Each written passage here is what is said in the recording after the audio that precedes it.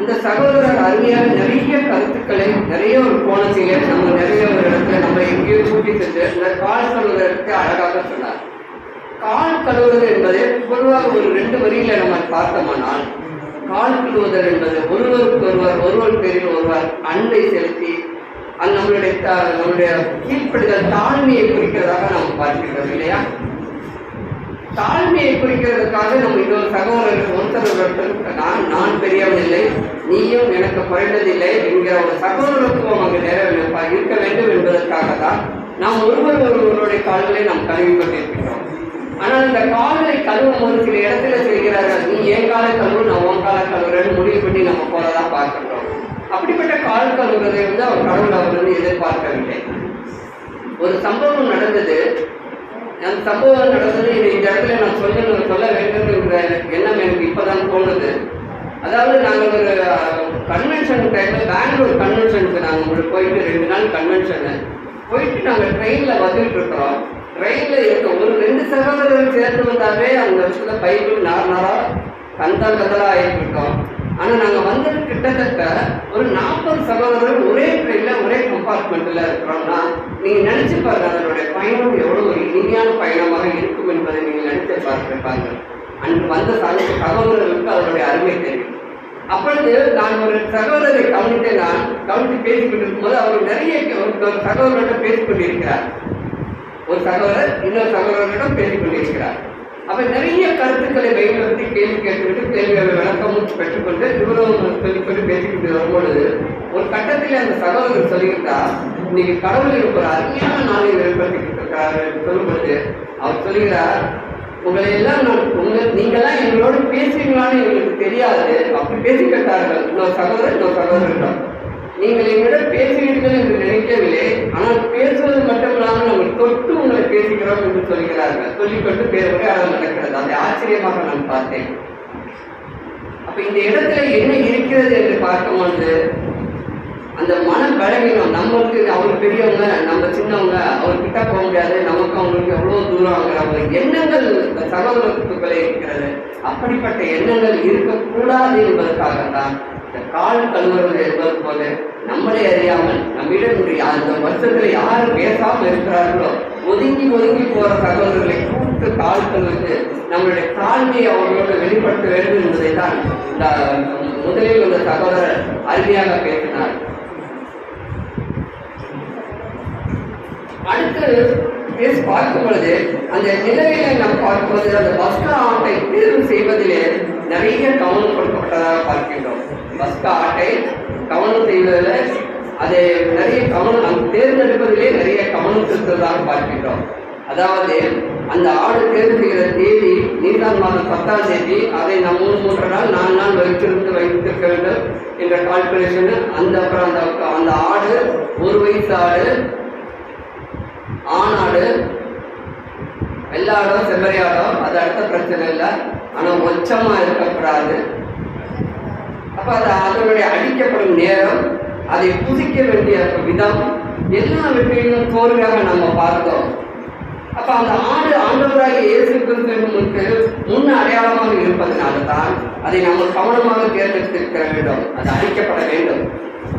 அது நிஜமான ஆண்டவருடைய வாழ்க்கையிலும் அது நடந்து முடிந்து விட்டதை நாம் அறிகிறோம். ஆக நிழல் நிஜமாகிறதை நாம் தெளிவாக புரிந்து கொண்டோம் அல்லவா?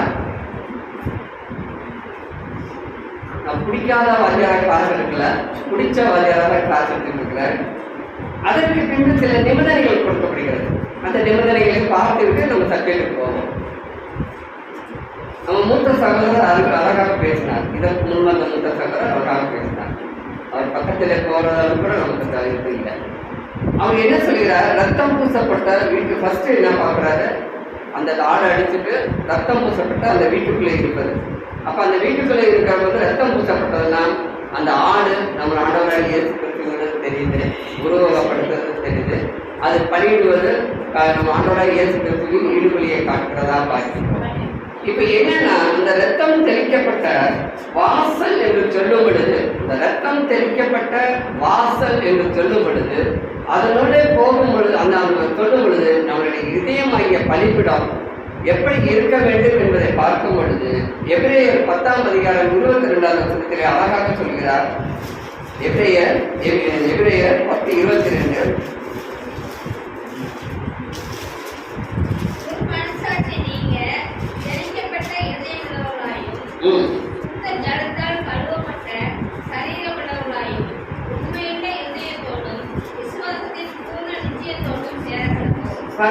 மனசாட்சி நீங்க தெளிக்கப்பட்ட இருதயம் உள்ளவர்களாயும் சுத்த ஜலத்தால் கழுவப்பட்ட சரீரம் உள்ளவர்களாயும் உண்மையுள்ள இருதயத்தோடும் படிங்க.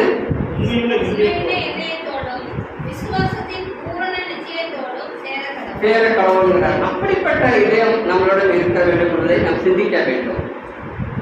அடுத்து பார்த்தோம்னா சுடப்பட்ட ஆட்டினுடைய மாம்சத்தை புசிப்பது. சுடப்பட்ட ஆட்டினுடைய 2வது பார்த்தோம், சுடப்பட்ட ஆட்டினுடைய மாம்சத்தை புசிப்பது. அதை புசிக்கிறது என்ன பார்த்தோன்னா, அதை வேக வைக்கப்படாது, ஆனால் சுட்டு தான் சாப்பிடணும். அது அழகாக சொன்னார். ஏன் சுட்டு சாப்பிட்டோம் அப்படின்னு கேட்டார். நல்ல கேள்வி, நல்ல ஒரு தெளிவு நமக்கு. அதாவது இந்த உலகத்தை வெறுத்து நம்ம இருக்கும் பொழுது, இந்த உலகத்தை வெறுத்து இருக்கும் பொழுது, நம்ம ஆசை பாசங்கள் எல்லாவற்றையும் வெறுத்து இருக்கும் பொழுது, அந்த சுவை, நாக்கில் இருக்கிற சுவையை கூட நமக்கு இருக்க பறையக்கூடாது. அப்ப அதை பாயில் பண்ணி சாப்பிடக்கூடாது, அது சுடணும். இப்போ பாயில் பண்ணினோம்னா, இன்னொரு குழந்தை இதை பார்த்தோம்னா, ஒரு பாயில் பண்ணோம்னா, ஒரு குழம்பு கறி குழம்பு வைக்கிறீங்க வீட்டில், எத்தனை டிகிரியில் கொதிக்கும்? ஒரு 100 டிகிரியில் கொதிக்குமா? 100 டிகிரி சென்டிகிரேட்ல கொதிக்கும் இல்லையா? கொஞ்சம் ஆவியாகவும் குழம்பு இதாயிரும். அதே சுத்தம்னா வச்சுக்கோங்க, அது எவ்வளோ இடத்துல இருக்குன்னு நினைச்சு பார்த்தீங்கன்னா 400 டிகிரி குறையாமல் சுட வேண்டும். அப்போ சுட்டாதான் அவனுடைய இது எல்லாமே அந்த எசன்ஸ் போய் அது எல்லாமே காரம் போய் சுவை போய் அது இருக்கும். அப்போ 400 டிகிரியில் பண்ணும் பொழுது அந்த டிகிரியை நீங்கள் மறந்துடுங்க. அப்போனா நாம் எப்படி புடமிடப்படணும் என்பதை நீங்கள் யோசித்து பார்க்கலாம். ஆகவேதான் சுடப்பட வேண்டும். இந்த உலகத்தில் அதில் சுட்டம்னா அதில் ருசி எதுவுமே இருக்காது. அப்படிங்கிறதுக்காக சுடப்பட வேண்டும் என்பதாக சொல்கிறது. அதற்கு அடுத்தது 3வது பார்க்கணும்னா, அதற்குள்ள யாவையும் ஏகமாய் புசிக்க வேண்டும் என்பதாக பார்க்கிறோம். 3வது பார்த்தோம் ஏகமாய். அதே நாளுக்குள்ள அந்த இரவுக்குள்ளே எத்தனை பேர் இலக்கம் இருக்கிறதோ அத்தனை இலக்கத்திற்குள்ளே செலக்ட் பண்ணி அதை நாம் உடனே புசித்து நீங்கி வச்சிருக்கக்கூடாதுங்கிறத தெளிவாக நமக்கு சொன்னார்கள். 4வது பார்த்தோம்னா புளிப்பில்லாத அப்பம் புசித்தல். 4வது புளிப்பில்லாத அப்பம் புசித்தல். அதை சொன்னார். அப்ப புளிப்பு என்பது எதை குறிக்கிறது என்று பார்க்கும் பொழுது ஆவிக்குரிய விதத்துல கள்ள உபதேசங்களை குறிக்கிறதாகவும், புளிப்பு இல்லாதது பரிசுத்தத்தை குறிக்கிறதாக பார்க்கிறோம். அதாவது புளிப்பு என்பது ஆவிக்குரிய விதத்துல கள்ள உபதேசங்களை குறிக்கும், புளிப்பில்லாதவை பரிசுத்தத்தை குறிக்கிறதாக பார்க்கிறோம். 1 Corinthians 5ஆம் அதிகாரம் 8வது வசனத்தில் இன்னும் அழகாக சொல்கிறது. புளிப்பானது துர்க்குணம் பொல்லாப்பை குறிக்கிறது, புளிப்பு இல்லாதது துப்புரவு உண்மை என்கிற ஒரு யதார்த்தத்தை குறிக்கிறதாக பார்க்கிறோம். படிங்க 1 Corinthians 5. பழைய புளிக்கமாவோடு அல்ல, துர்க்குணம் பொல்லாப்பு என்னும் புளிக்கமாவோடும் அல்ல, துப்புரவு உண்மை என்னும் புளிப்பில்லாத அப்பத்தோடு பண்டிகை ஆதரிக்க கடவுள். எவ்வளவு அழகாக சொல்கிறார் பாருங்கள். புளிப்பானது துர்க்குணம் பொல்லாப்பு, புளிப்பு இல்லாதது துப்புரவு உண்மை என்கிற சுத்தம் என்கிற சுத்தமான இதயமாகிய அந்த பலிபிடத்தை அழகாக உருவப்படுத்துவதாக பார்க்கிறோம். 5வதாக அவர் சொன்னார், கசப்பான கீரை குறித்தல் சொன்னார். சகோதரர் சொன்னார். அவருக்கு பாவம், அந்த சகோதரர் பேசுறதுக்கு கூட மைக்கு பவிரை பொறுமையா இருக்குது. அவருக்கு பாவம், அது அடங்க மாட்டேங்குது பாவம். கசப்பான கீரையை புசித்தல்னு சொன்னார். இந்த கசப்பான கீரை என்பது நம்மளுடைய கடினமான அனுபவங்களை குறிக்கிறதாக பார்த்திருக்கோம். கசப்பான கீரை என்பது இதுக்கு அர்த்தம் நிறைய அவங்க சொல்லிட்டாங்கன்னா, நான் சிம்பிளா சொல்லி தொட்டுட்டு போறேன். இந்த சப்ஜெக்ட் இல்லை, பேசினதை தொட்டுட்டு போறேன். அப்ப கசப்பான கீரை என்பது கசப்பான அனுபவங்களை குறிக்கிறதாக பார்க்கிறோம்.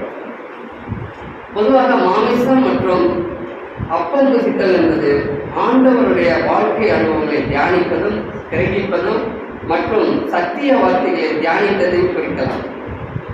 அதாவது மாம்சம் மற்றும் அப்பம் புசித்தல் என்பது ஆண்டவருடைய வாழ்க்கை அனுபவங்களை தியானிப்பதும் கிரகிப்பதும் மற்றும் சத்திய வார்த்தைகளை தியானிப்பதை குறிக்கிறதாக பார்க்கிறோம். இந்த அப்பம் புசிக்கிறதும் மாம்சம் புசிக்கிறதும் ஆனா இவை எல்லாம் அந்த அப்பம் புசிக்கிறது, மாம்சம் புசிக்கிறது, இவை எல்லாம் நாம் தனிமையில் உட்கார்ந்து செய்கிறோம், இல்லையே கூடுகையில் செய்கிறோம். இந்த சம்பவத்தை நமக்கு தனியாகவும் செய்யறோம், இல்லைன்னா கூடுகையில நிறைய பேர் சேர்ந்து அதை செய்யறோம் நம்ம. ஆனால் இந்த கசப்பான அனுபவங்கள் என்பது நம்மளுடைய ஒவ்வொருவருடைய தனிப்பட்ட எண்ணத்தின் வெளிப்பாடாகும். இதை நாம் புரிந்து கொள்ள வேண்டும். இந்த கசப்பான அனுபவங்கள் என்பது ஒரு இண்டிவிஜுவல், நம்மளை சார்ந்தது, நம்ம இண்டிவிஜுவல், அதை நம்மளுடைய மட்டுமே சார்ந்ததாக அதை பார்க்கின்றோம். ஆகவே அந்த முதல் இரண்டிற்கும் இந்த ஒன்றிற்கும் உள்ள வித்தியாசத்தை நாம் புரிந்து கொள்ள வேண்டும். ஏன்னா இது இந்த கசப்பான அனுபவங்கள் என்பது நம்மை மட்டுமே சார்ந்ததாகும். ஆக கசப்பான அனுபவங்கள் வருகின்ற போது நம்முடைய சிந்தைகள் மற்றும் செயல்களை பொறுத்து அமைகின்றது. ஆகவே நிதானத்தை தவறவிடக்கூடாது என்கிற ஒரு பாடத்தை நமக்கு அங்க புரிய வைக்கிறதாக பார்க்கின்றோம். அடுத்து 6வது பார்க்கும்போது புசிக்க வேண்டிய விதம். இதுதான் என்னோட சப்ஜெக்ட். ஆனா இந்த சப்ஜெக்டை எல்லாரும் பேசிட்டு போனதுனால நான் எங்கிருந்து ஆரம்பிக்கிறதுன்னு எனக்கு தெரியல. 6வது பார்க்கும் பொழுது புசிக்க வேண்டிய விதம். யாத்திராகமம் 12ஆம் அதிகாரம் 11வது வசனத்திலே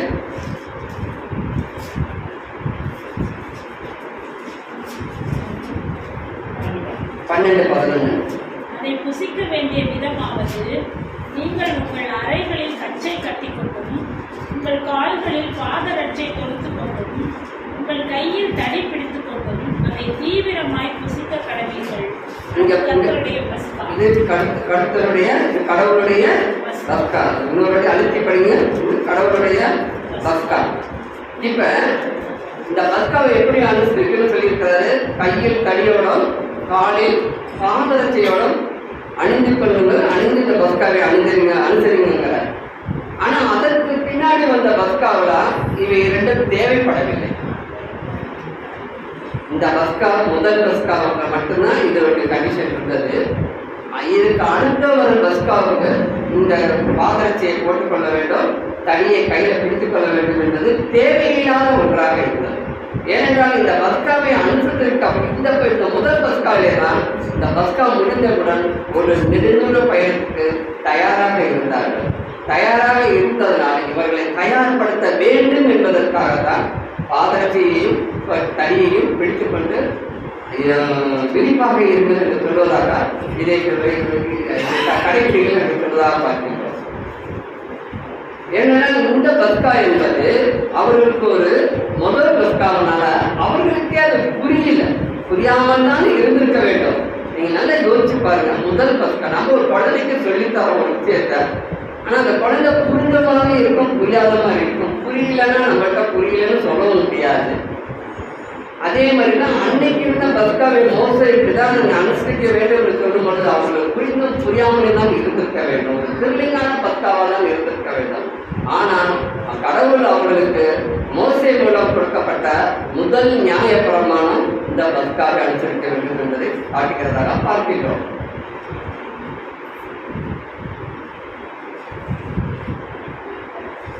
மேலும் இந்த பஸ்காவில உண்மையாலுமே அவங்க எப்படி திருளிங்கா இருப்பாங்கன்னா அது நடுராக தெரியல, அந்த சங்காரத்துடன் கடந்து போவார் என்று சொல்கிறார். அப்ப இவர் உள்ள இருக்கிறவங்க எப்படி இருப்பாங்க, எப்படி இருப்பாங்க, லேப்டாப்னு பயமுணர்வோட இருப்பாங்க தானே. ஏன்னா சங்காரத்துடன் எப்ப கடந்து போனார், போயிட்டாரா போகலையா, போயிட்டாருன்னா நம்ம தலைச்ச பிள்ளைகளும் காப்பாற்றப்பட்டிருக்கிறதா, இல்லைக்கு நம்ம பிள்ளைகளை திரும்பி பார்த்துட்டு இருக்கிற மாதிரி ஒரு இக்கட்டான சூழ்நிலைகளை அவர்கள் அந்த நேரத்தில் உணர்ந்திருப்பார்கள் என்பதாக பார்க்கிறோம். ஏனென்றால் எல்லோரும் விடுந்தவுடன் எகிப்தை விட்டும் அந்த அடிமைத்தனத்தை விட்டு வெளிவருவதற்கு தயாராக இருந்தார்கள். இதுல வேற இன்னொன்று கடவுள் அவர்களுக்கு ஒரு ஸ்பான்சர், ஒரு போனஸ் ஒன்று கொடுத்திருக்கிறார். என்ன கொடுத்திருக்காரு சொல்லுங்க பாப்பா. எகிப்து தேச மக்களை கொள்ளையிடுவதற்கு ஒரு பர்மிஷனை கொடுத்திருக்கார். போய் அடிச்சு அப்படின்னு சொன்னாரா? இல்ல, கத்தி இல்ல, ரத்தம் இல்ல, எதுவுமே இல்லை. இவங்க போய் நின்னோன்னு தப்பா அப்படின்னு அள்ளி கொடுக்குற அளவுக்கு எகிப்தினுடைய மக்களை அவர்கள் லேசா இருக்கிறார். அதனால இங்க போற இடத்துலதான் நான் ஊருக்கு போறேன், திருவிழாவுக்கு போறேன்னு சொல்லிட்டு எல்லா பொருளையும் வாங்கி அதை பத்திரப்படுத்தி கொண்டு அவர்கள் மூட்டையை கட்டிக்கொண்டு அதையும் தூக்க முடியாத ஒரு சுமையாக கட்டிக்கொண்டு அவர்கள் இருந்ததாக பார்க்கின்றோம். யாத்திராகமம் 12ஆம் அதிகாரம் 36வது வசனத்தை பார்க்கும் பொழுது, ஜனங்களுக்கு எகிப்தியரின் கண்களில் தயவு கிடைக்கும்படி செய்ததினால் கேட்டதை அவர்களுக்கு கொடுத்தார்கள். இவ்விதமாய் அவர்கள் எகிப்தியரை கொள்ளையிட்டார்கள். கடவுள் ஜனங்களுக்கு எகிப்தியரின் கண்களில் தயவு கிடைக்கும்படி செய்ததினால் கேட்டதை அவர்களுக்கு கொடுத்தார்களாம். அது இல்லாம ஒரு வேர்டிங் போட்டிருக்காங்க பாருங்க, கொள்ளையிட்டார்கள். இப்படி யார் அனுமதிச்சிருக்கா? ஏன்னா அதை கொள்ளையிட்டார்கள் என்று நம்ம அந்த நெகட்டிவ் டாக்ல பார்க்கப்படாது. இவங்க செஞ்ச வேலைக்கு உரிய ஊதியத்தை அவர்கள் இதுவரை கொடுக்கவில்லை. அந்த ஊழியத்தை அவர்கள் செய்த வேலைக்கு உரிய ஊதியத்தை தானாக எடுத்துக்கொண்டு திருப்தியோடு போகக்கூடிய ஒரு மனநிலையை உருவாக்க வேண்டும் என்பதற்காக அந்த எகிப்து மக்களின் மனதிலே ஒரு லேசான எண்ணத்தையும் இறக்க குணத்தையும் உருவாக்குவதாக அங்கு பார்க்கிறோம். மேலும் யூதர்கள் அந்த கைகளை ஒரு நீண்ட அங்கிகளை போட்டிருப்பார்கள். அவர்களுடைய உடையே நீண்ட அங்கிகளை தான் இருக்கும். இந்த அங்கிகளை போட்டுக்கொண்டு இவர்கள் ஒரு நீண்ட பயணத்துக்கு அவர்களால் செல்ல முடியாது. வீட்டில் நம்ம சகோதரிகளை, நம்ம அக்கா தங்கச்சிகளா இருக்கலாம், மனைவிகளா இருக்கலாம், அம்மாவா இருக்கலாம், யாரா இருந்தாலும் ஒரு நைட்டியை போட்டுக்கிட்டு அவங்க அடுப்படிக்கு ஆளுக்கு எத்தனை மணி ஆக முடியாது, எடுத்து ஒரு சொல்லிட்டு தான் நடப்பாங்க இல்லையா? அப்ப ஒரு நெடுந்தூர பயணத்துக்கு போகும் பொழுது அந்த யூத மக்கள் போட்டுக்கிற அந்த அங்கி அவர்களுக்கு இடங்களாக இருக்கும் என்ற காரணத்தை முன்னிட்டு அந்த அங்கியை எடுத்து மடித்து இடையிலே கச்சையிலே கட்டி கொண்டு நட வேண்டும் சொல்வதாக பார்க்கிறோம். அந்த இடை கச்சை என்பது ஒரு பெல்ட்.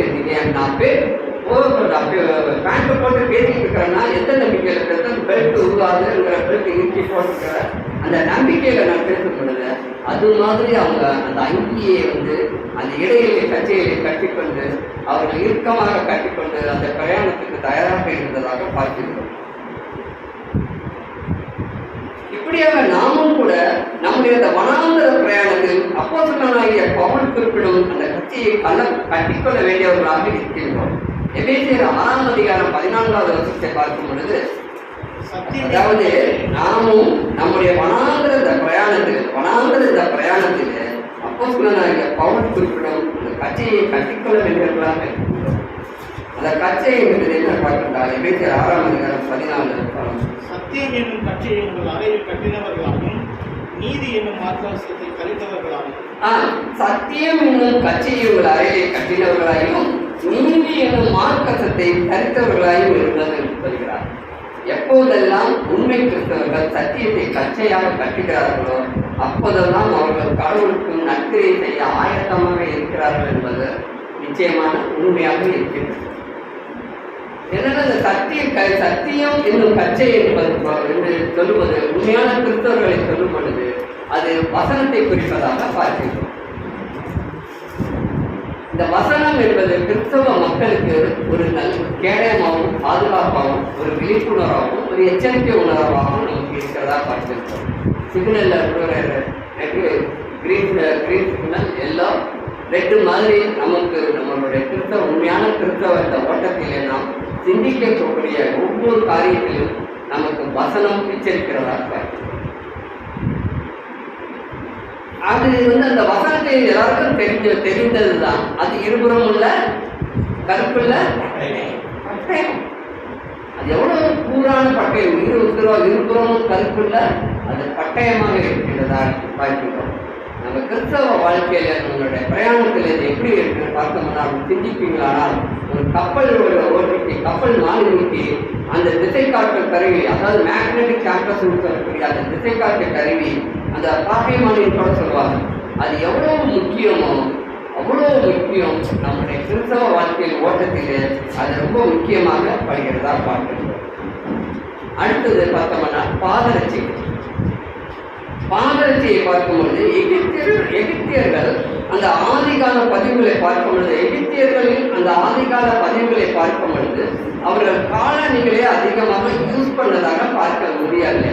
ஏன் இந்த இடத்துல எகிப்தியர்கள் நான் சொல்கிறேன் என்றால் அந்த எகிப்தியர்கள் இடத்திலேயே இவர்கள் அடிமைத்தளத்தில் இருக்கிற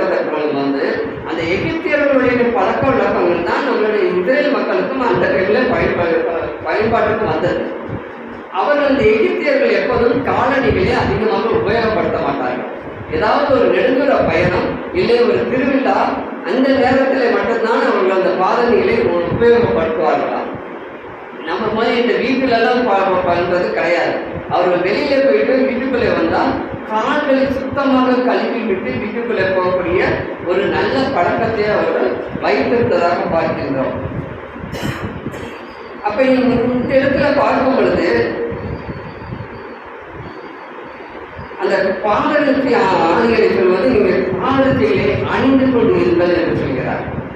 இது என்ன சிந்திக்கணும், நீங்க என்னடா வீட்டுக்குள்ளேயே அவங்க பாதரட்சியை செருப்ப காலனியை போட்டுக்கொண்டு இருந்து சொல்றாரு, இது எந்த விதத்துல நியாயம் என்பது கூட நீங்க சிந்திக்கலாம். ஒரு சிம்பிளா ஒரு எக்ஸாம் சொல்றோம்னா, இவங்களுக்கு இப்ப நம்மளே வச்சுக்கோங்க, நம்ம இருக்கிறோம் இந்த ஆலயத்துல இந்த பிரேயர் ஹால்ல இருந்து வெளியே போறோம். செப்பல் ஒரு கால் எடுத்து வச்சுப்போம்னா அடுத்த கால் நமக்கு வருதா? செப்பலை மறந்துட்டு போயிட்டோம்னா உடனே என்ன தெரியுது, கண்ணு என்ன தெரியுது, செப்பல் போடல, செப்பல் போடணும். ஒரு காலில் ஒரு காலை வச்சுட்டு ரெண்டாவது கால் கூட நம்மளால வைக்க முடியல. அதாவது ஒரு பைக் ஓட்டுறவங்களுக்கு தெரியும், சைடு ஸ்டாண்டு எடுக்கலன்னா அது ஸ்டார்ட் ஆகும் இல்லையா? சைடு ஸ்டாண்டு எடுத்தாலும் ஸ்டார்ட் ஆகும். அது மாதிரி நம்ம செப்பல் போட்டால் தான் நமக்கு அடுத்த காலை நமக்கு வரும். ஏன்னா நம்ம செப்பல் போடாமல் எந்த இடத்துக்குமே நம்ம போனதே கிடையாது. அப்படி நம்மளுடைய அன்றாட பழக்கத்தில் இந்த செப்பல் இருக்கிறதுனால இதனுடைய முக்கியத்துவம் நமக்கு இப்ப தெரியவில்லை. ஆனால் அவர்கள் இஸ்ரேல் மக்கள் திடீரென்று வெளியே கிளம்பக்கூடிய ஒரு சூழ்நிலை வரும் பொழுது அவர்களுக்கு ஆல்ரெடி செப்பல் போடாத பழக்கம் இருந்ததுனால அந்த பாதரட்சியை அவர்கள் போடாமல் போய்விடுவார்கள் என்ற நோக்கத்தில் அந்த பாதரட்சியை அவர்கள் போட்டே இருக்க வேண்டும் என்று சொல்லியிருக்கிறார்.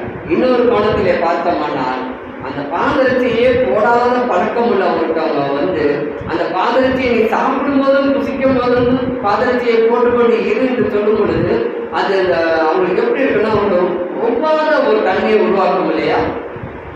அப்போ ஒவ்வாத தன்மையை உருவாக்கும் பொழுது அந்த நேரம் இரவு நேரம் அப்படிங்கும்போது அவர்கள் தூங்குவதற்கு கூட சான்ஸ் இருக்கு செப்பல் போடலைன்னா. அப்ப இந்த பாதரட்சியை போட்டுக்கிட்டே இருக்கும்போது அந்த உருத்தலை இன்னைக்கு நம்ம சூழ்நிலையே போட்டு தூங்குறோம், அது அடுத்த பிரச்சனை. ஆனா அன்னைக்கு இருந்த சூழ்நிலையில அவர்கள் செப்பலை போடாத பழக்கம் உள்ளவர்களாக இருந்ததுனால அதை மறந்துவிட்டவர்கள் போனால் நீண்ட தூரத்துக்கு போக பிரயாணப்படும் பொழுது சிரமப்படுவார்கள் என்ற காரணத்தினால் விழிப்புச்சி உள்ள கனிகளை போல விழிப்போடு இருக்க வேண்டும் என்பதற்காக புசிக்கும் போது நீ பாதரட்சியை போட்டுக்கொண்டு இரு என்று சொல்வதாக அங்கே பார்க்கின்றோம். இப்போ அவருடைய பிரயாணங்களை ஆயத்தம் செய்வதற்கு பாதரட்சியை அடைய சொன்னதற்கு போல ஆவிக்குரிய இதரவளாகிய நமக்கு இந்த எகிப்தியாகிய அடிமைத்தனத்திலிருந்து நாம் இந்த வனாந்தர பணிக்கு புறப்படுவதற்கு முன்பு நம்முடைய கால்களில் என்ன அணிய வேண்டும் என்பதை நம்முடைய அப்போஸ்தலராகிய பவுல் அழகாக குறிப்பிடுகிறார். எபேசியர் 6ஆம் அதிகாரம் 15வது வசனத்தை பார்க்கும் பொழுது, எபேசியர் 6:15 பார்க்கும் பொழுது, சமாதானத்தின் சுவிசேஷத்துக்குரிய ஆயத்தம் என்னும் பாதரட்சியை கால்களில் கொடுத்தவர்களாயும் அவங்களுக்கு உண்மையான பாதரட்சியை அணிய சொல்றாரு. நமக்கு எப்படி சொல்றாரு? அவரு சமாதானத்தின் சுவிசேஷத்துக்குரிய ஆயத்தம் என்னும் பாதரட்சியை கால்களில் கொடுத்தவர்களாயும் இருங்கிறார். நம்முடைய பிரயாணத்தில் இந்த பாதரட்சி அணிந்தால் எந்த சூழலும் எப்படிப்பட்ட வழியாக இருந்தாலும் அதை நமக்கு சோர்ந்து போகாமல் அழுப்பில்லாமல் செல்லும் என்பதாக பார்க்கின்றோம். உங்களுக்கு எல்லாருக்கும் தெரியும், கெட்டகுமாரன் நல்ல குமாரனுடைய கதையை தரும் பொழுது ஒரு கட்டத்திலே கெட்டகுமாரன் மனம் திரும்பி தன்னுடைய தகப்பனை நோக்கி வரும் பொழுது அந்த தகப்பன் ஓடி போய் அரவணைச்சிட்டு அந்த வேலையாளருக்கு என்ன சொல்லுகின்றார்? அவனுக்கு ஒரு நல்ல வஸ்திரம் கொடுத்து அந்த காலுக்கு பாதரட்சியை அணிய செய்ய என்று சொல்வதாக பார்க்கின்றோம்.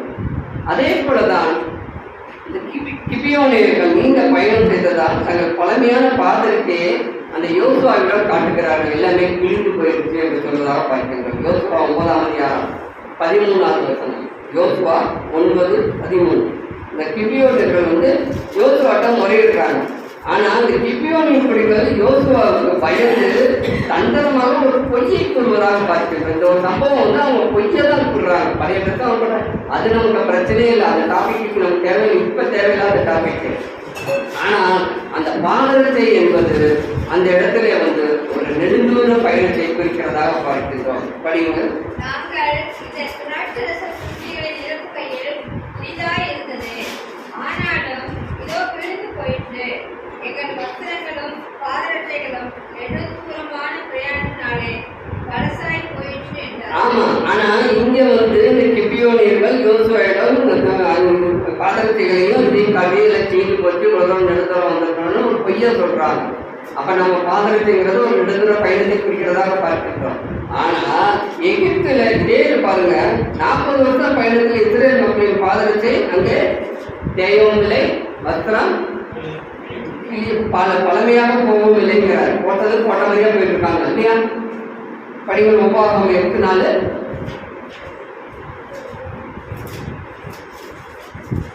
உபாகமம் 8ஆம் அதிகாரம் 4வது வசனம். இந்த 40 வருஷமும் உன் மேல் இருந்த வஸ்திரம் பழதாய் போகவும் இல்லை, உன் கால் வீங்கவும் இல்லை. எவ்வளவு ஒரு தெளிவாக சொல்ற, இந்த 40 வருஷமும் உன் மேலே இருந்த வஸ்திரம் பழையதாய் போகவும் இல்லை, உன் கால்கள் வீங்கவும் இல்லை என்ற ஒரு அழகாக குறிப்பிடுவதாக பார்க்கின்றோம். ஆக அதுபோல நம்ம வந்து ஆவிக்குரிய பாதரத்தை அணிந்தால் நாம் செல்லும் பயணம் எவ்வளவு தூரமாக இருந்தாலும் நாம் பரமகாணம் போய் சேர வரைக்கும் அது தேயவும் இல்லை, தேயவும் தேயாது, பழுதாகவும் போகாது என்பதை நாம் புரிந்து கொள்ள வேண்டும். ஆகவே நாம் இப்படிப்பட்ட பாதரத்தை அணிந்து காணாமல் போய் சேருவதை நாம் உறுதி செய்து கொள்ள வேண்டும். எந்த மாதிரி பாதரத்தை போடணும்? எபேசியர் 6ஆம் அதிகாரம் 15 படி சொல்லுவோம், சமாதானத்தின் சுவிசேஷத்துக்குரிய ஆயத்தம் எனும் பாதரட்சியை கால்களில் கொடுத்தவர்களை நம்முடைய பயணம் இருக்க வேண்டும் என்பதாக பார்க்கிறோம். அடுத்து பார்த்தோம்னா தடி. இன்றைக்கு இந்த தடியை நிறுத்தி பார்க்கும் பொழுது இந்த வெகு சிலரே தடிகள் வைத்திருக்கிறார்கள். ஆனால் பரதேசிகளும் அந்நியர்களும் கையில தடி இல்லாமல் எந்த பிரயாணத்தை சொல்வதாக பார்க்கிறோம்.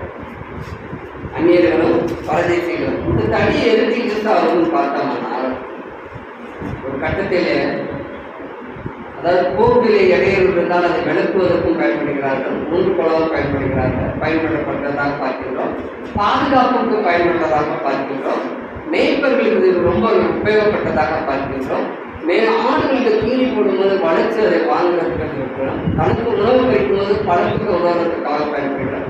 அப்போ இந்த உணவு இந்த கோணானது இந்த தடியானது யார் கையிலே இருக்கிறதோ, யார் எப்படி பயன்படுத்த வேண்டும் என்பது தோணுகிறதோ அந்த விதத்திலே அவர்கள் பயன்படுத்தினதாக பார்க்கின்றோம். இங்கே சங்கீதக்காரன் சொல்கிறார், கோலும் தடியும் என்னை தேற்றும் என்று சங்கீதம் 23:4 பார்க்கின்றோம். கோலும் தடியும் படியும் சங்கீதம் 23:4. நான் மரண இருளின் பள்ளத்தாக்கிலே நடந்தாலும் பொல்லாப்புக்கு பயப்படேன். தேவரீர் என்னோடு கூட இருக்கிறீர். உமது கோலும் உமது தடியும் என்னை தேற்றும். உமது கோலும் தடியும் என்னை தேற்றும் என்று சொல்கிறேன். இங்கே இரண்டும் ஒரே அர்த்தத்தை குறித்தாலும் இந்த கோல் வேறு தடி வேறு என்பதை நாம் புரிந்து கொள்ள வேண்டும்.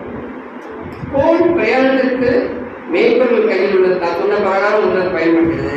தடி வந்து நல்வழிப்படுத்தவும் தண்டிக்கவும் பயன்படுகிறதும் எதிரிகளிலிருந்து தற்காத்துக் கொள்ளவும் பயன்படுகிறதாக பார்க்கிறோம். அங்கே எரேமியா 48ஆம் அதிகாரம் 17வது வசனத்தில் பார்க்கும் பொழுது தடியை குறித்து சொல்கிறார், பலனான தடி என்று சொல்வதாக பார்க்கின்றோம். எரேமியா 48:17. அதன் சுற்றுப்புறத்தாரும் அதன் பேரை அறிந்தவர்களும் ஆகிய நீங்கள் எல்லோரும் அதற்காக வேகத்தாரும் கொள்ளுங்கள். எரேமியா 48:17. அதன் சுற்றுப்புறத்தாரும் அதன் பேரை அறிந்தவர்களுமாகிய நீங்கள் எல்லாரும் அதற்காக அங்கலாய்த்துக் கொள்ளுங்கள். பலனான தடியும் அலங்காரமான கோடும் எப்படி உழைத்தது என்று சொல்லுங்கள். பலனான தடி அலங்காரமான கோடு என்றாக பல தடியை குறித்து சொல்லும் பொழுது ஒரு பலனான தடிங்கிறாரு.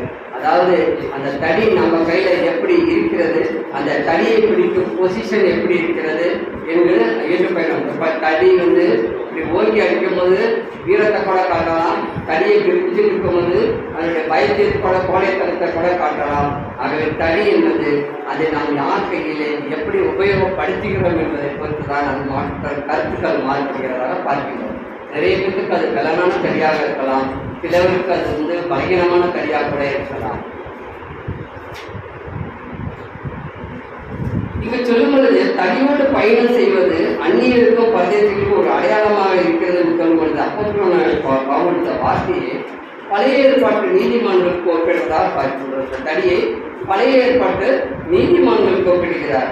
எபிரேயர் 11:13.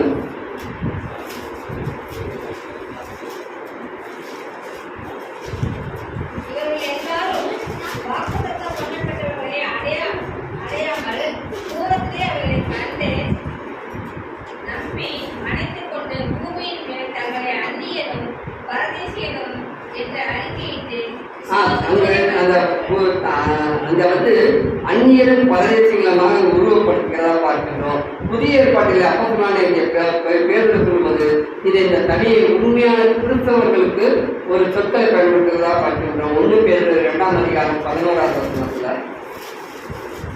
1 பேதுரு 2:11. பிரியமானவர்களே, அந்நியர்களும் பரதேசிகளுமாய் இருக்கிற நீங்கள் ஆத்மாவுக்கு விரோதமாய் போர் செய்கிற மாம்ச இச்சைகளை விட்டு விலகி புறஜாதிகள் உங்களை அக்கிரமக்காரர். பிரியமானவர்களே, அந்நியரும் பரதேசிகளுமாய் இருக்கிற நீங்கள் ஆத்மாவுக்கு விரோதமாய் போர்க்கிற மாமூலத்தை விலகி அங்கே பரதேசிகளுக்கும் அந்நியர்களுக்கும் அதை உருவப்பட்டிருப்பதாக பார்க்கிறோம். அதே போல நம்முடைய காலம் சென்ற மூத்த சகோதரர்கள் குறிப்பிடும்போது என்ன சொல்றாங்கன்னா, சுவிசேஷ உலகத்தில் விசுவாச வீட்டாராகிய ஆட்டுக்குட்டியோடு பங்கெடுக்கும் ஆவிக்குரிய முதல் பேரானவர்கள் அந்நியரும் பரதேசிகளுமாக இருக்க வேண்டும் என்கிறார்கள். அவர்கள் பாவம் மரணம் என்ற சிறையை உணர்ந்து அதிலிருந்து தங்களை விடுவித்துக் கொள்ள ஆண்டவரால் வழிநடத்தப்பட்டு கடவுளுடைய புத்தகங்களாக சுயாதீனம் இருக்கிறார்கள் என்று அவர் சொல்வதாக பார்க்கிறோம். அங்க உருவப்படுத்துகிறார்கள் அவர்களை. அப்ப இயேசு தன்னுடைய 12 அப்போஸ்தலர்களை அனுப்பும்போது கூட அவர் சொல்றார், பாதத்தையும் தடியை மட்டும் எடுத்துக்கொண்டு போ, வேற உங்க பயணத்திற்கு வேற எதுவுமே எடுத்து தள்ள வேண்டாம் என்று சொல்வதாக பார்க்கிறோம். மார்க்கு 6:8 9 பார்க்கும் பொழுது, ஆனால் அவர்கள் இயேசு சொல்லுபடியே செல்லும்போது எந்த காரியமும் அவர்கள் குறைபடவில்லை என்பதாக பார்க்கிறோம். படிக்க வேண்டாம், நேரம் இருக்காது. ஏன்னா நானே பஸ்ஸை ஸ்லோவாக ஓட்டிட்டு போறேன். லூக்கா 22:35 பார்க்கும் பொழுது, லூக்கா 22:35 பார்க்கும்போது, நான் உங்களை பணப்பையும் ஜாமான்களையும் பாதரட்சைகளையும் இல்லாமல் அனுப்பின போது ஏதாச்சும் உங்களுக்கு குறைவாய் இருந்ததா என்றார். அவர்கள் ஒன்றும் குறைவாயில்லை என்று சொல்வதாக பார்க்கின்றோம். ஆதிகால சபையில சீசர்கள் அனைவரும் அந்நியரும் பரதேசிகளமாக வாழ்ந்து மறித்ததாக பார்க்கின்றோம். இந்த பயணத்தை நாமும் மேற்கொள்ள வேண்டும். நாம் கடியோடும் கால்களையும் பாதரட்சியோடு பரமன் காணாவுக்கு செல்ல நாம் கடமைப்பட்டிருக்கிறதா பார்க்கிறோம். இப்படிப்பட்ட பிரயாணம் செய்வதற்கு அங்கு கடவுள் மகிமையான ஒரு காரியங்களை ஆயத்தம் செய்திருக்கிறார். மகிமையான இப்படிப்பட்ட நம்ம எல்லாம் வெறுத்து காணாததுக்கு நம்ம பிரயாணப்படும் பொழுது அங்கு நமக்காக ஒரு ஆயத்தத்தை அவர் வைத்திருக்கிறதாக பார்க்கின்றார். ஏன்னா ரட்சிப்பின் அதிபதியோடு அவர்கள் ராஜாக்களாகவும் ஆசாரியர்களாகவும் கடவுள் இவர்களை நம்மை முடிச்சுட்ட ரெடியாக இருக்கிறதாக பார்க்கின்றோம்.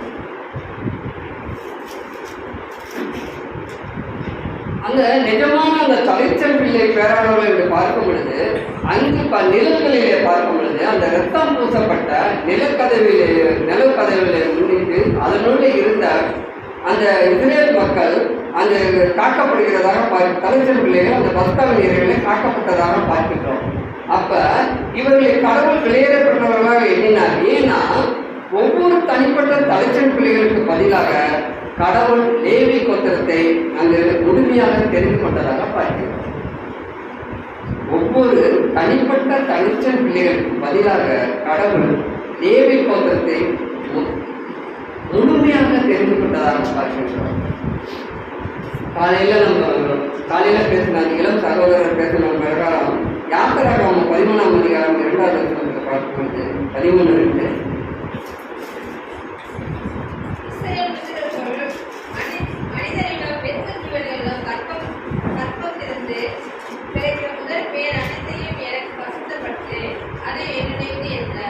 இஸ்ரேல் புத்திரர்களுக்குள்ள மனிதர்களிலும் விருது ஜீவன்களிலும் கற்பம் திறந்து பிறக்கிற முதல் பேர் அனைத்தையும் எனக்கு அது எவ்வளவு ஒரு வாஞ்சியோடு இருக்கிறார் என்று பாருங்க.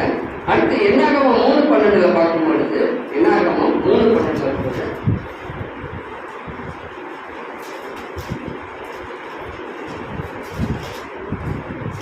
புத்திரரில் கற்பத்திலிருந்து பிறக்கிற முதல் பெயரான யாவுக்கும் பதிலாக நான் லேவியரை இஸ்ரேல் புத்திரரிலிருந்து எடுத்துக்கொண்டேன். அவர்கள் என்னுடையவர்களாய் இருந்தார்கள். இந்த தலைச்சன் பிள்ளைகளுக்காக தலைச்சனுக்காக எடுத்து சொல்றாரு. இஸ்ரேல் புத்திரரில் கற்பத்திலிருந்து பிறக்கிற முதல் பேரான யாவுக்கும் பதிலாக நான் இங்க யாரை தேர்ந்தெடுக்கிறேன்?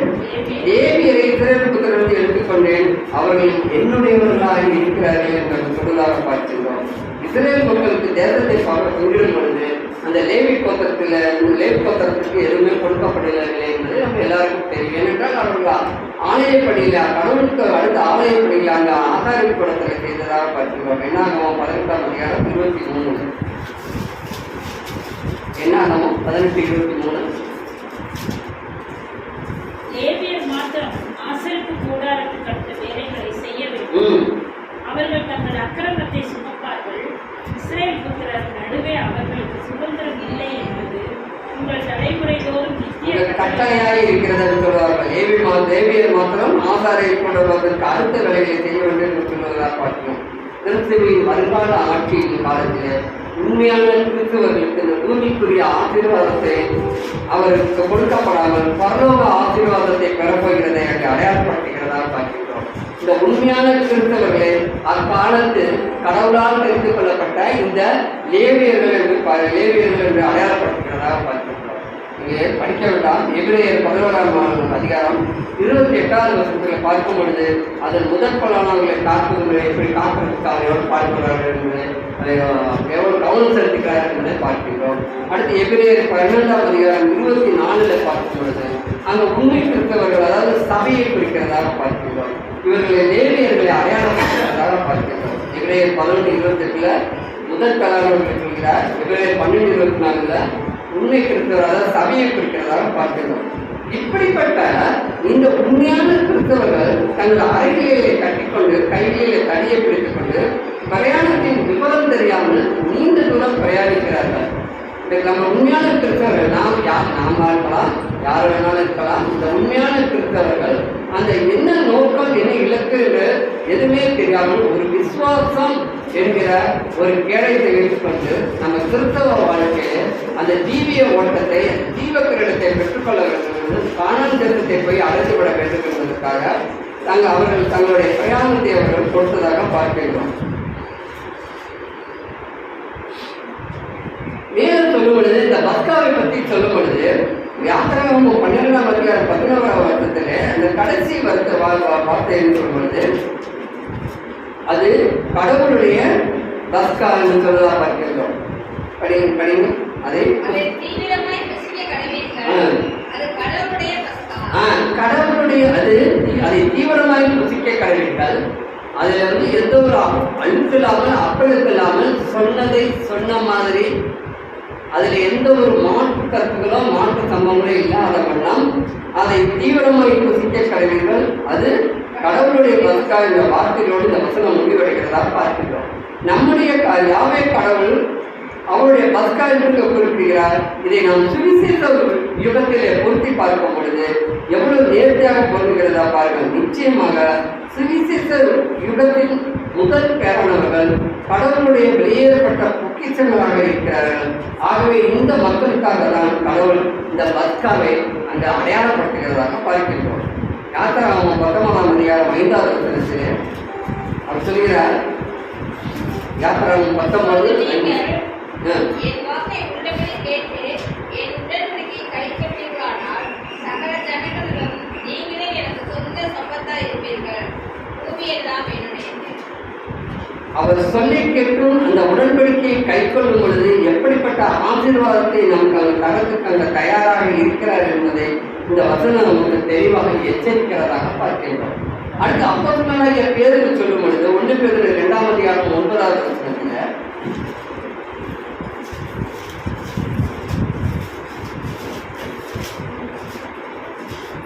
நீங்களோ உங்களை அந்தகாரத்தில் இருக்கக்கூடிய ஆச்சரியமான ஒளி நடக்கிறது வளவரத்தினுடைய நீங்கள் அறிவிக்க ராஜரிகமான ஆசிரிய கூட்டமாயும் பரிசுத்த ஜாதியாயும் அவருக்கு சொந்த ஜனமாயும் இருக்கிறேன். நாம எப்படி இருக்கிறோம்னா அவருக்கு வந்து நம்ம பரிசுத்த ஜாதியாகவும் அவருக்கு சொந்த ஜனமாகவும் நம்ம இருக்கிறத நமக்கு உறுதிப்படுத்துறதாக பார்க்கின்றோம். அப்ப இங்க சொல்லும்போது யோவான் 16:27 சொல்லும்போது, நீங்கள் என்னை சிநேகித்து நான் கடவுளிடத்திலிருந்து புறப்பட்டு வந்தேன் என்று நீங்கள் விசுவாசிக்கிறபடினால் பிதாதாவே உங்களை சிநேகிக்கிறார் என்று சொன்னதாக பார்க்கின்றோம். அந்த யாக்கோப்பை கடவுளுக்கு கைவிடாதது போல அந்த வனாந்தர பயணத்தில் அந்த ஈசாக்கோடைய யாக்கோப்புடைய அண்ணனாகிய ஈசாக்குடைய முதல் பையனான ஏசாவுக்கு கிடைக்கக்கூடிய அந்த ஆசீர்வாதத்தை தந்திரமாக அந்த யாக்கோப்பு பெற்றுக்கொண்டு அந்த தடியோடு ஓடுகிறார். ஓடி அவருக்கு கிட்டத்தட்ட ஒரு 20 வருஷம் கழித்து வரும் பொழுது அந்த ஏசாவை நோக்கி அவர் வரும் பொழுது எவ்வளவு ஒரு பயத்தோடு வருகிறார் பார்க்கிறோம். அப்ப அவர் எந்த விசுவாசத்திலே அவர் அங்கே வருகிறார்? கடவுள் அவரிடம் அந்த தூதரோட வாக்குவாதம் பண்ணி ஒரு ஆசீர்வாதத்தை பெற்றதுக்கு அப்புறம் அவர் ஒரு தைரியத்தை அங்கே பெற்றுக்கொண்டதாக பார்க்கின்றோம். ஆக அப்ப அவருடைய பிரயாணம் எப்படி இருந்திருக்கும் என்றால் அந்த எபேசியர் 6:14 சொல்லப்படுவது போல சத்தியம் என்னும் கட்சியை அவர்கள் இடையில கட்டிக்கொண்டு வந்திருப்பதாக பார்க்கின்றோம். ஆகவே நம்முடைய கிறிஸ்தவ வாழ்க்கையின் ஓட்டம் நிதானமாகவும் சர்வ ஜாக்கிரதையுடன் கடவுளுடைய பயத்துடனும் பக்தியுடனும் நாம் கடந்து செல்ல வேண்டும். அந்த பிரயாணத்தை நாம் ஆயுதமாக கட்டிக்கொள்ள வேண்டும் என்றுதான் பார்க்கிறோம். ஏனென்றால் இப்படிப்பட்ட விசுவாசத்தோடு இப்படிப்பட்ட வைராக்கியத்தோடு நம்மளுடைய தீவிர ஓட்டத்தை ஓட ஆரம்பிக்கும் பொழுது இந்த உலகத்தின் அதிபதியாகிய சாத்தானுடைய குறுக்கீடுகள் எந்த ஒரு சூழ்நிலையிலும் நம்மை அது சேதப்படுத்தாது என்ற உத்தரவாதத்தை அங்கே தருகிறதாக பார்க்கின்றோம். ஏன் சேதப்படுத்தாது என்று சொன்னால், நாம் உட்கார்ந்து கொண்டு தூங்கவில்லை, படுத்துக்கொண்டு சோம்பேறித்தனமாக இருக்கவில்லை. நாம் கடவுளுடைய அந்த கானான் தேசத்துக்கு கடவுளுடைய அந்த 2ஆம் வருகையிலே அவரை எதிர்கொள்ள அந்த ராஜரீகத்தை பெற்றுக்கொள்ள நாம் நம்முடைய ஓட்டத்தை ஓடுவதற்கு அந்த டிராக்ல ஓட ஆரம்பிச்சிருக்கோம். அப்ப எந்த விசுவாசத்தோட ஓடிக்கொண்டு இருக்கிறோம் என்பது நமக்கு ஒரு வைராக்கியமான ஒரு எண்ணம் இருக்கும் பொழுது அந்த இடத்துல எந்த ஒரு குறுக்கீடுமே நம்மை சேதப்படுத்தாது, தடை பண்ணாது என்பதாக அங்கு சொல்கிறதா பார்க்கின்றோம். எபிரேயர் 13ஆம் அதிகாரம் 5:6 பார்த்தோம்னால், எபிரேயர் 11:5 நீங்கள் பண ஆசை இல்லாதவர்களாக எப்படி இருக்க வேண்டும் என்று சொல்கிறார். கஷ்டம்தான் கடவுளுடைய ஆண்டவருடைய கரத்தை நாம் கடைபிடிக்க வேண்டும் என்றால் அந்த ஆட்டை சுத்தமாக சுட்டு சுவை இல்லாமல் கசப்பான கீரையோடு அந்த நம் பிடிப்பில்லாத ஆக்கத்தோடு நம்ம எப்படி அந்த சாப்பிட்டு உலக காரியங்களிலிருந்து வெறுத்து நம்ம அதை அனுஷ்டிக்கிறோமோ அதே மாதிரி நம்ம ஆண்டவருடைய கரத்தை நாம் சுட்டிக்கொண்டு அவருடைய வருகையை எதிர்கொள்ள நம்மளுடைய ஓட்டத்தை ஓடப்படுவதால் நாம் எப்படி இருக்க வேண்டும் என்பதை சொல்கிறார். நீங்கள் பண ஆசை இல்லாதவர்களாக நடந்து கொண்டு உங்களுக்கு இருக்கிறதை போதும் என்று நினைங்கள். போதும், இன்னைக்கு கையில ஒரு 1000 ரூபாய் இருக்குது, 500 ரூபாய் இருக்குது, நான் என்னுடைய காசு கடவுள் எனக்கு இன்று கொடுத்திருக்கிறார், போதும். ஏன்னா என்னை விட எதிரில் நிற்கிறவர்களுக்கு அந்த 500 ரூபாய் இருக்குதா 1000 ரூபாய் இருக்கிறதா என்பது எனக்கு தேவையில்லாதது. இன்னைக்கு எனக்கு இருக்கிற இந்த 500 ரூபாய் இல்லை, இந்த 1000 ரூபாய் இல்லை, இந்த 200 ரூபாய் இன்றைய செலவுக்கு எனக்கு போதும் போதும் போதும் என்கின்ற ஒரு திருப்தியான எண்ணம் நம்முடைய கிறிஸ்தவ வாழ்க்கையில நாம் இருக்க வேண்டும். அப்படி இருந்தால்தான் நம்முடைய கிறிஸ்தவ வாழ்க்கை கிராக் மாறாத அதே ஒரு ஓட்டத்தை அந்த இதுலயே ஓட முடியும். அப்படி நமக்கு அந்த திருப்திங்கிற மனசு கிறிஸ்தவ வாழ்க்கையில் இல்லை என்றால் அடுத்தவர்கள் மேல் ஒரு இன முடியாத ஒரு பொறாமை வரும். அங்கு நம்முடைய ஓட்டத்துக்கு ஒரு தடை தானாக விடுகிறதாக பார்க்கின்றோம். ஆகவே நாங்கள் சொல்லும்போது நீங்கள் பணம் ஆசை இல்லாதவர்களாய் நடந்து உங்களுக்கு இருக்கிறவர்கள் போதும் என்று எண்ணுங்கள். நான் உன்னை விட்டு விலகுவதில்லை, உன்னை கைவிடுவதில்லை என்று அவர் சொல்லியிருக்கிறார். நீ இந்த அளவுக்கு நீ திருப்தியா இருந்தீங்கன்னா நாளை அதை கடவுள் பார்த்துக் கொள்வார். நீ நாளைக்கு உன்னை கைவிடுவதில்லை, உன்னை விட்டு விலகுவதில்லை, உன்னை கைவிடுவதில்லை என்ற உத்தரவாதத்தை நமக்கு ஏற்கனவே அவர் சொல்லியிருக்கிறார் பார்க்கிறோம். ஆகவே படிங்கள். அதனாலே நாம் தைரியம் கொண்டு கர்த்தர் எனக்கு சகாயர், நான் பயப்படேன். மனுஷன் எனக்கு என்ன செய்வான்? மனுஷன் அர்த்தத்தில் இருக்கிறான், என்னை என்ன செய்வான்? என்கிற ஒரு திருப்தியான ஒரு மனநிலையை நமக்கு கொடுக்கிறதா பார்க்கின்றோம். ஆகவே நம்முடைய இரட்சகரை எல்லா விதத்திலும் நாம் கேடயமாகவும் ஊன்றுகோலாகவும் நாம் பயன்படுத்திக் கொள்ள வேண்டும் என்றுதான் பார்க்கின்றோம். நமக்கு ஒரு எச்சரிக்கை உணர்வை கூட அங்க ஆண்டவர் தருகிறார். அங்கு பவுல் சொல்வது 1 தீமோத்தேயு 6 அதிகாரம் 20 சொல்கிறார்.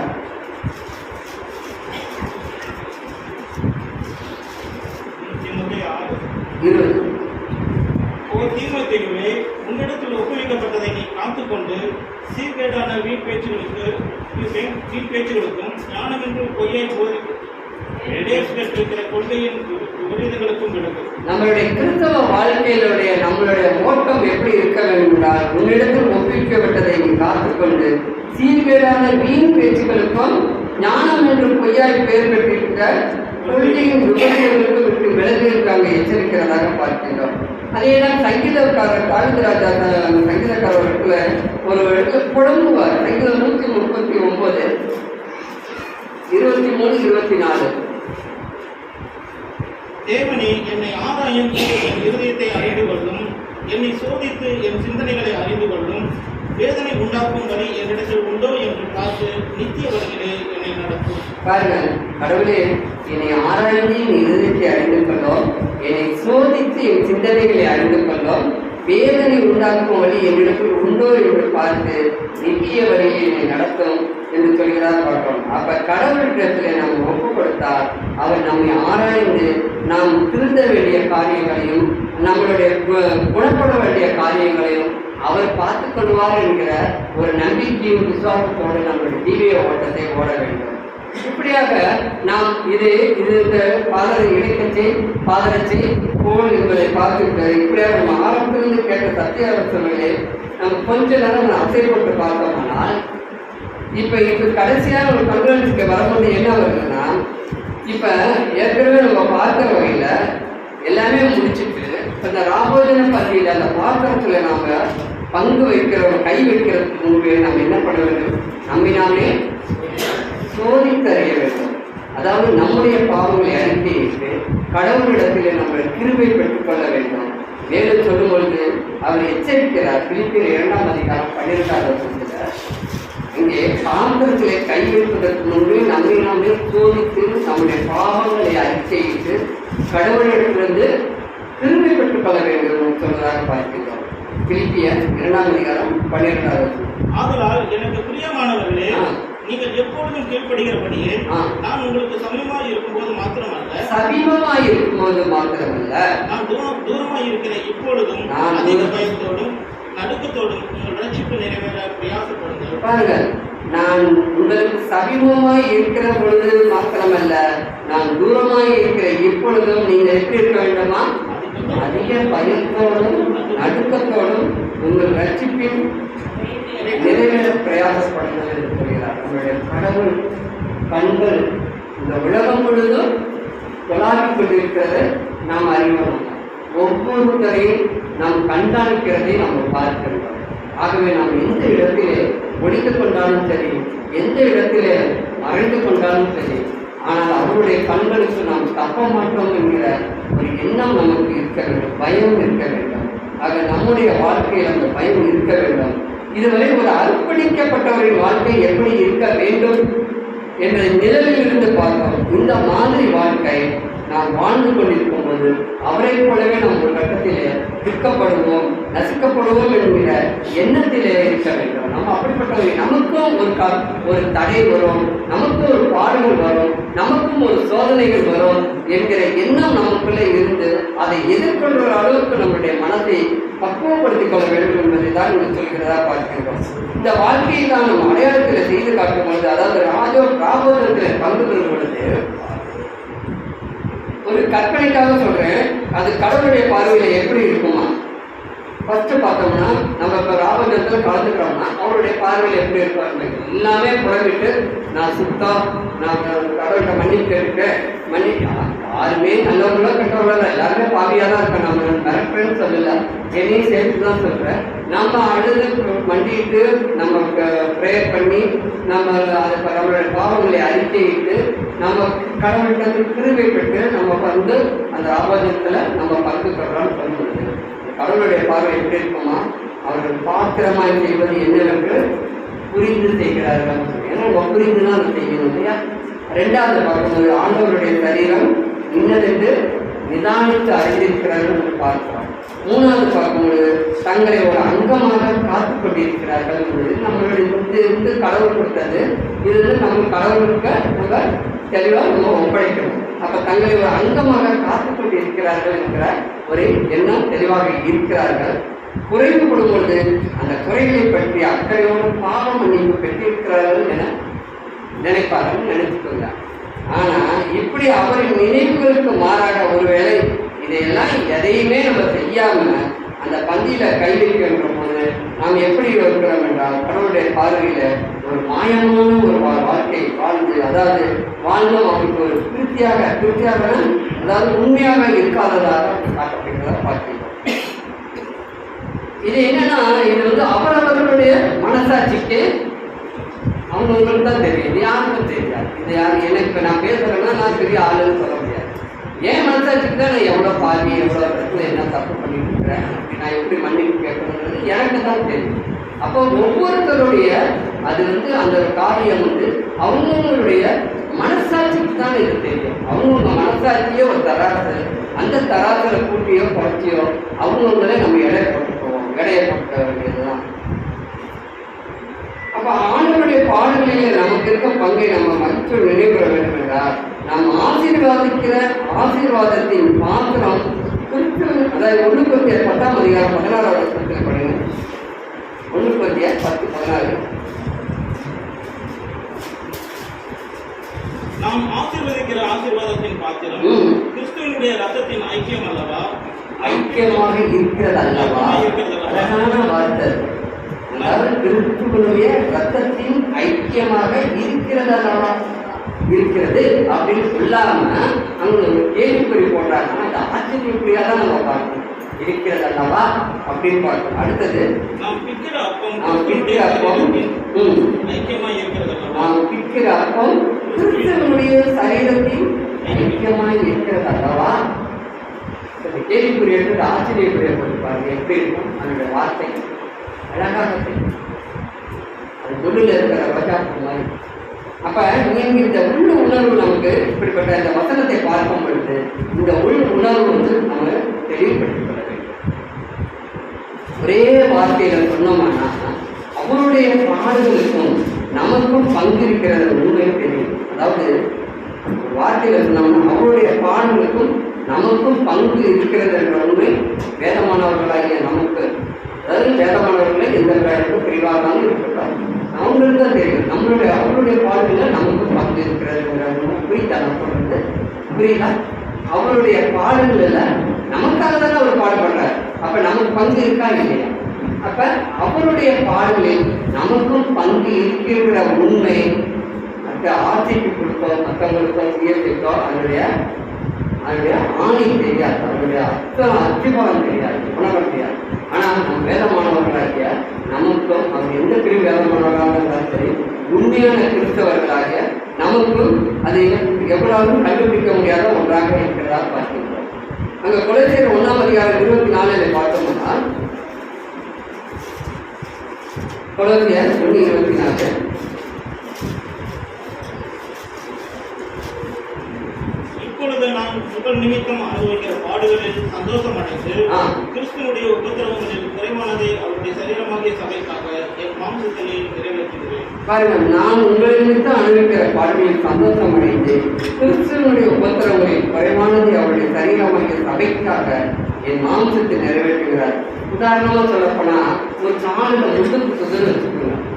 ஒரு எக்ஸாம்பிள் தான் சொல்றேன். ஒரு காலில் முள்ளு குத்துதுன்னா அந்த குத்துன இடத்துல மட்டுமா வரைக்கும் ஒரு முள்ளு குத்திட்டு உச்சி வரைக்கும் குத்தி எடுக்குது அப்படின்னு சொல்றாமா இல்லையா?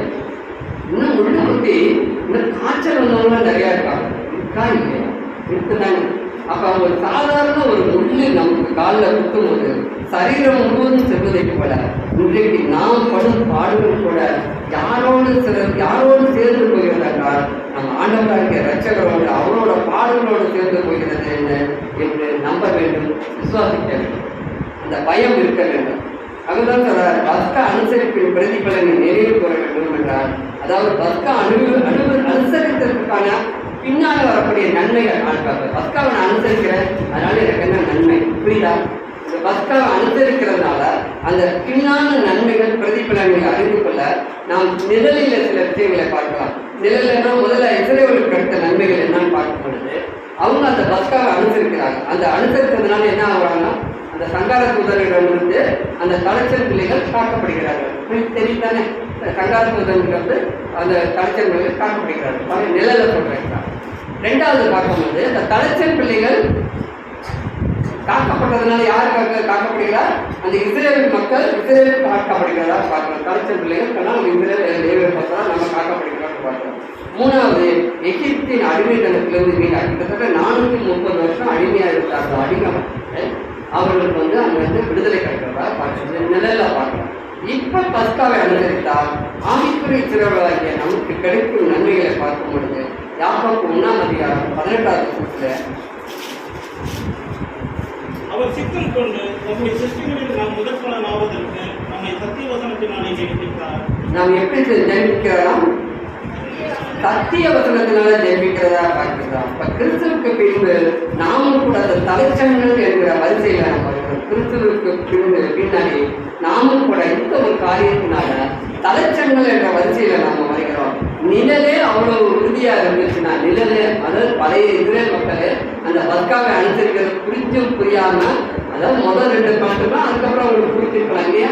அப்ப நிழலே ஒரு வைராக்கியமான அந்த பஸ்காவை அனுசரிக்கும் போது நிஜமாகிய நாம் தலைச்சங்கள் கடந்து போனதுக்கு இந்த முழு உலகமும் நமக்கு காக்கப்படுகிறதாக பார்க்கின்றோம். மேலும் ரோமர் 8-ம் அதிகாரம் 19வது வசனத்துல முடிச்சுக்கிறேன். ரோமர் 8:19 மேலும் கடவுளுடைய புத்திரர் வெளிப்படுவதற்கு சிருஷ்டியானது மிகுந்த ஆவலோடு காத்துக் கொண்டிருக்கிறது. கடவுளுடைய புத்திரர் வெளிப்படுவதற்கு சிருஷ்டியானது மிகுந்த ஆவலோட காத்துக்கொண்டிருக்கிறது. கிறிஸ்து ஆவலோடு நம்ம எதிர்கொள்ள காத்துக்கொண்டிருக்கிறார் பார்க்கின்றோம். மேலும் ஏசாயா 53:11 பார்க்கும்போது அவர் தம்முடைய ஆத்தும வருத்தத்தின் பலனை கண்டு திருப்தி ஆவாராம். எபிரேயர் 12-ம் அதிகாரம் 2வது வசனத்துல பாருங்க. எபிரேயர் 12 ஏசாயா 53:11 அவர் தம்முடைய ஆத்தும வருத்தத்தின் பலனை கண்டு திருப்தி ஆகிறாராம். எபிரேயர் 12:2 பார்க்கும் பொழுது அவர் தமக்கும் வைத்திருந்த அவமானத்தை எண்ணாமல் சிலுவையை சகித்து கடவுளுடைய சிங்காசனத்தின் வலது பக்கத்தில் வீட்டிருக்கிறார் என்பதை எல்லாருமே நாம் விசுவாசிக்கிறோம். ஆகவே வசனங்கள், இந்த 3 வசனங்கள் எதை குறிக்கிறது என்றால், அதாவது அவருடைய ஜீவன் முதலாவது காக்கப்படுகிறது, இரண்டாவது முழு மனுகுணமும் காக்கப்படுகிறதாக பார்க்கிறோம். முதல் அவருடைய ஜீவன் காக்கப்படுகிறது, அதற்கப்புறம் முழு மனுகுணமும் காக்கப்படுகிறதாக பார்க்கிறோம். ஆகவே நம்முடைய ஆண்டவரின் தீர்ப்பின் நாளிலே இதெல்லாம் முடிச்சு பார்த்தோம்னா, கடைசியா ஆண்டவருடைய தீர்ப்பின் நாளிலே வரும்பொழுது, அந்த நியாயத்திற்கிற சூழ்நிலை வரும்பொழுது, அந்த உலக ஜனங்களுக்காக கிறிஸ்து அந்த இடத்துல மத்தியஸ்தராக நிற்பாரா, இல்ல பரிந்து பேசுறவராக இருப்பாரு? உலக மக்கள், உலக ஜனங்களுக்கு அந்த நியாயத்திற்கின் காலத்துல ரெட்டியாரா இருக்கலாம், எல்லாரும் இருக்கலாம், அதர் கம்யூனிட்டியாக தான் இருக்கலாம். ஆனால் அவங்க 1000 பேருக்கு சாப்பாடு போட்டுக்கலாம், அவ்வளோ பேர் நன்மையை கொடுக்கலாம், எத்தனையோ கல்வியை படிக்க வச்சிருக்கலாம், எவ்வளோ நல்ல காரியங்களை செய்திருக்கலாம். அவங்களாம் சத்திய மரியாதை மக்கள். நம்ம 2 பேருக்கு செஞ்சாவே நம்ம ஒரு 4 பேருக்கு மோனம் அடிக்கிறோம் மக்கள். ஆனால் அவங்களாம் உண்மையை வெக்கப்படக்கூடாது. ஆனால் அவங்களாம் 1000 பேருக்கு சாப்பாடு போடுறாங்கன்னா எத்தனை கல்விக்கு அவங்களுக்கு உதவுறாங்க. அங்கெல்லாம் நியாயத்திற்கு காலத்தில் வரும்பொழுது நம்ம ஆண்டவரை கொடுத்து அவர்கள் நியாயத்திற்கும் மத்தியஸ்தராக இருப்பாரா, இல்லை பரிந்து பேசுகிறவராக இருப்பாரா? மத்தியஸ்தராக தான் இருப்பார் இல்லையா? மத்தியஸ்தராக. ஆனால் இன்றைக்கு இருக்கும் புது சிருஷ்டிகளுக்கு நம்ம ஆண்டவரை கிறிஸ்து என்னவாக இருக்கிறார் என்றால், நமக்கு எப்படி இருக்கிறார் என்றால் பரிந்து பேசுகிறவராக இருக்கிறார். எபிரேயர் 7-ம் நமக்கு எப்படி இருக்கிறாருன்னா பரிந்து பேசுகிறாரா? எந்தெந்தைக்கும் நிலைத்திருக்கிறபடியினாலே மாறி போகாத ஆசாரியர் உள்ளவராய் இருக்கிறார். எபிரேயர் 7-ம் மேலும் தமது மூலமாய்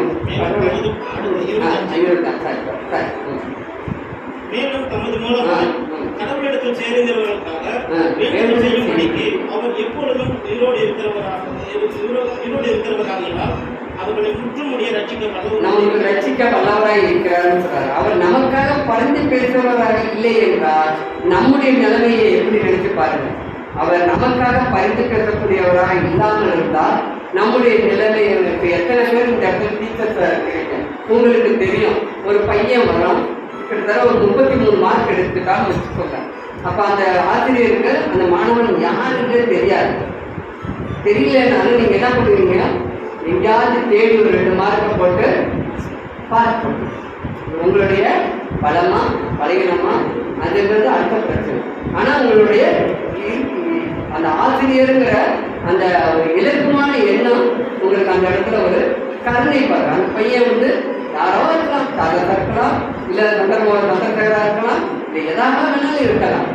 ஆனா அந்த பையனுக்கு நீங்க ஒரு 2 மார்க் போட்டு அந்த பையன் வந்து உங்களுக்கு வந்து தேங்க்ஸ் டீச்சர், எனக்கு 2 மார்க் போட்டீங்க, பாஸ் பண்ணிட்டு சொல்ல போறாங்க. நீங்க எதிர்பார்க்க போறீங்களா? அதெல்லாம் சொல்றாரு, நமக்காக பரிந்துரைக்கலாம். நம்முடைய நிலைமை நம்ம நினைச்சு பாருங்க. ஆகவே அப்படி நம்ம மேல எவ்வளவு அன்பா இருக்கிறார் என்பதை நாம் சிந்திக்க வேண்டும். அப்ப கொலைசியர் 3ஆம் அதிகாரம் 13வது வசனத்துல பார்த்தோம்னா ஒருவரை ஒருவர் தாங்கி, கொலைசியர் 3ஆம் அதிகாரம் 13வது வசனம், ஒருவரை ஒருவர் தாங்கி ஒருவர் பேரில் ஒருவருக்கு குறைபாடு உண்டானால் கிறிஸ்து உங்களுக்கு மன்னித்தது போல ஒருவருக்கு ஒருவர் மன்னியுங்கள். ஆமா, சொல்கிறார், ஒருவரை ஒருவர் தாங்கி ஒருவர் பேரில் ஒருவருக்கு குறைபாடு உண்டானால் கிறிஸ்து உங்களுக்காக மன்னித்தது போல ஒருவருக்கொருவர் மன்னியுங்கள். ஆகவே நாம் ஒருவருக்கொருவர் மனஸ்தாபங்கள் இல்லாமல் நம்ம சகோதர ஐக்கியத்தோட ஒரு சகோதரருக்கு இன்னொரு சகோதரர்களோட ஒரு காழ்ப்புணர்ச்சி இல்லாமல் நாம் ஒரு மன்னிக்க கற்றுக்கொண்டு ஒருவரில் ஒருவர் நாம் அன்பாக இருக்க வேண்டும். ஏன் சொல்றோம்னா நம்ம யார் என்றால் பிலிப்பியர் 2ஆம் அதிகாரம் 5வது வசனத்துல சொல்லும்போது கிறிஸ்து இயேசுவின் இடையே யாருக்கு இருக்கு? உண்மையில இருக்கிறது என்பதை நாம் உணர வேண்டும். கடவுள் தாங்க நம்மையும் சபை சகோதர ஐக்கியத்தையும் ஆசீர்வதிப்பார்கள். ஆமென்.